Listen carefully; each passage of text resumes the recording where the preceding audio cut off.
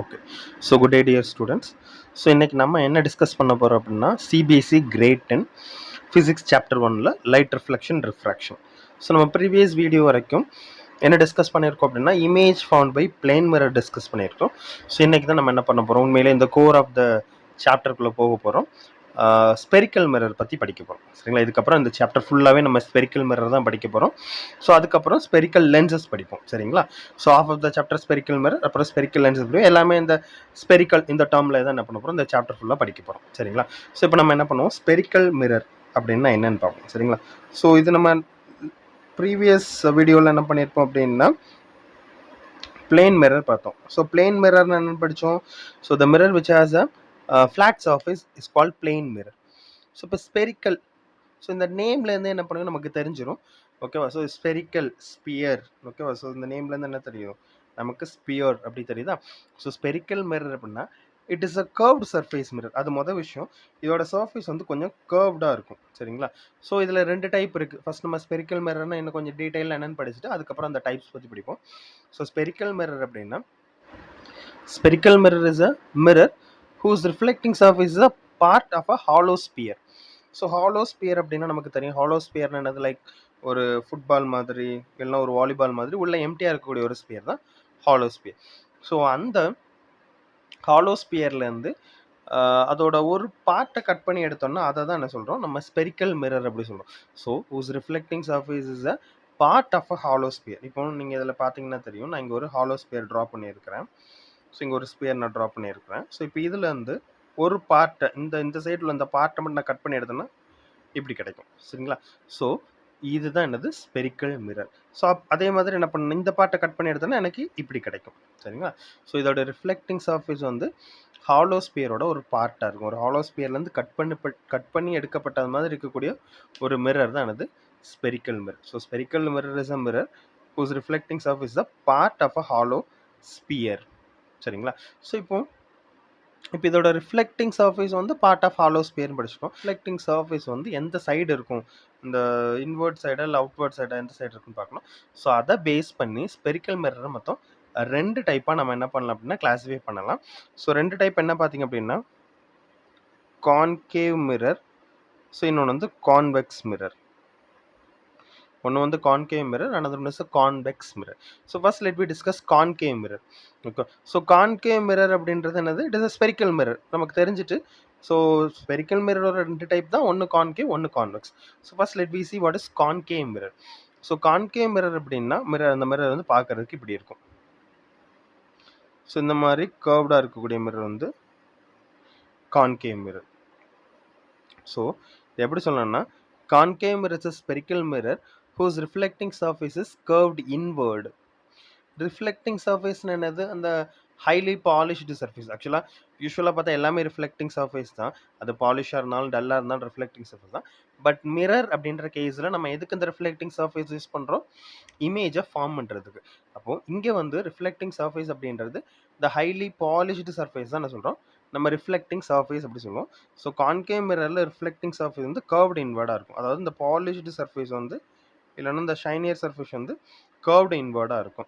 So இந்த வெளியில் நான் ஒரு சின்ன டாட்டர் லைன் வரைஞ்சிருக்கேன் இந்த அவுட் சைடில். ஸோ இதுக்கு என்ன மீனிங்னா அதெல்லாம் rough surface. So that means that அந்த ரஃப் சர்ஃபேஸ் ரிஃப்ளெக்ட் பண்ணும். பட் ஆனால் என்ன பண்ணால் இமேஜ் ஃபார்ம் பண்ணுற அளவுக்கு என்ன பண்ணாது, ரிஃப்ளெக்ட் பண்ணாது. அதாவது மிரர் சர்ஃபேஸாக இருக்காது. நமக்கு மிரர் அப்படின்னா தெரியும், எல்லா சர்ஃபேஸும் ரிஃப்ளெக்டிங் சர்ஃபேஸ் தான். பட் ஆனால் மிரர் அப்படின்றது என்ன பண்ணும், அதில் விழக்கூடிய மேக்ஸிமம் அமௌண்ட்டை ரிஃப்ளெக்ட் பண்ணி என்ன பண்ணும், இமேஜை ஃபார்ம் பண்ணும். So concave mirror is a spherical mirror whose reflecting surface is curved inward. அப்போ நீங்கள் கான்கேவ் மிரர் வரையும் போது இப்படி ஒரு கர்வ் வரைஞ்சி அதுக்கு பின்னாடி இந்த மாதிரி இந்த அவுட்வர்ட் சர்ஃபேஸில் இந்த மாதிரி லைன்ஸ் வந்து என்ன பண்ணணும், நீங்கள் ட்ரா பண்ணியிருக்கணும். ஸோ இந்த லைன்ஸ் எதை மீன் பண்ணுதுன்னா இது வந்து ரஃப் சர்ஃபேஸ் அப்படின்றத மீன் பண்ணுது.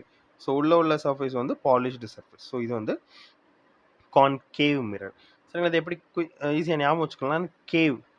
ஸோ கேவ் அப்படின்னா நம்ம என்ன சொல்லுவோம், குகை, அப்படி தானே.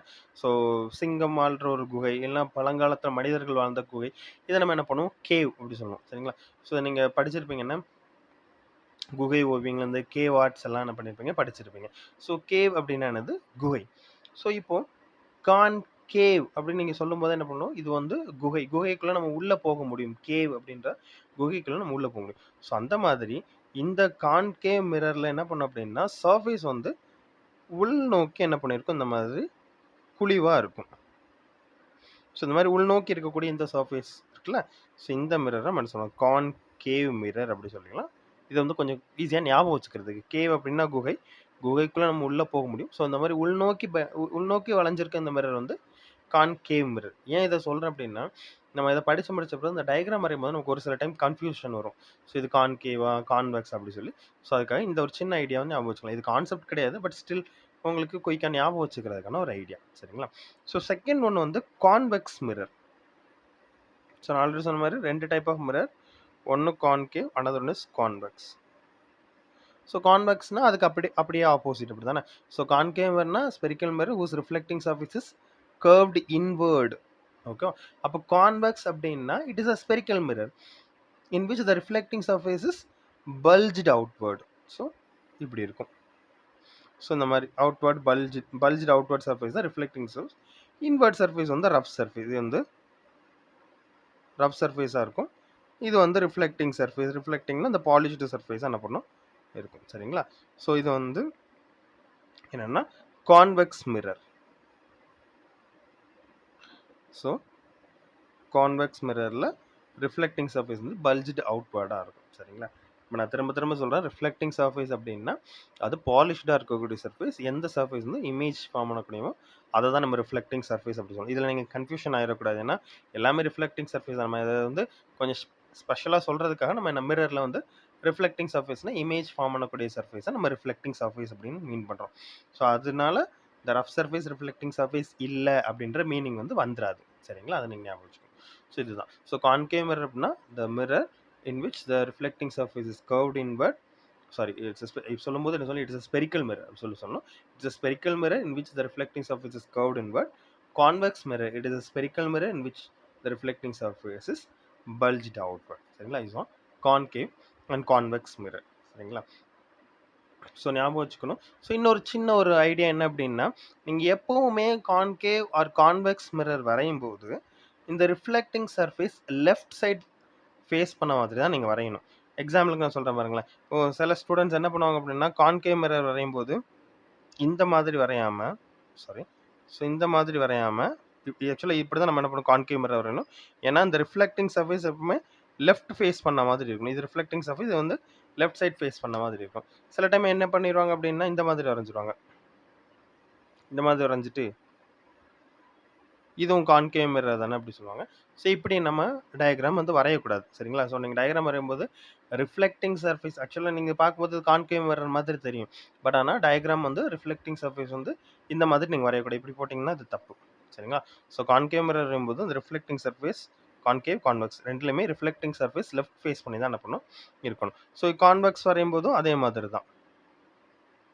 கான்வெக்ஸ் வரையும்போது பார்த்தீங்கன்னா, ஸோ இது கான்வெக்ஸ் மிரர் அப்படின்னா ரிஃப்ளெக்டிங் சர்ஃபேஸ் லெஃப்ட் சைட்லையும் rough surface right side face பண்ண மாதிரி வரையணும்.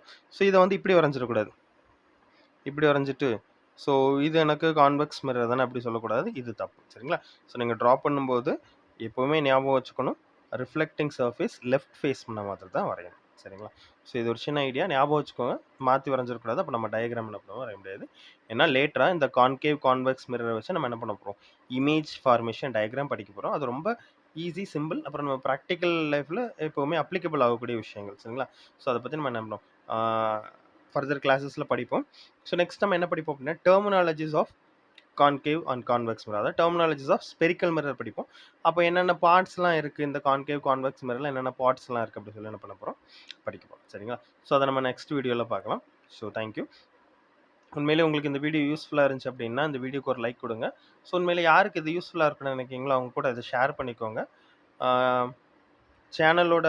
சேனலை சப்ஸ்கிரைப் பண்ணிக்கோங்க. இந்த வீடியோட டிஸ்கிரிப்ஷன்லையும் பின்ட் கமெண்ட்லையும் ஃபஸ்ட்டு பின்ட் கமெண்ட்லையும் டெலிகிராம் சேனல் லிங்க் கொடுக்குறேன். அந்த லிங்க்கை கிளிக் பண்ணி டெலிகிராம் சேனலில் ஜாயின் பண்ணிக்கோங்க. உங்களுக்கு நோட்டிஃபிகேஷன் வந்து யூடியூப்பில் கிடைக்கலனாலும் ஸோ டெலிகிராம் சேனலில் கிடைக்கும். ஸோ நீங்கள் என்ன பண்ணிக்கலாம்,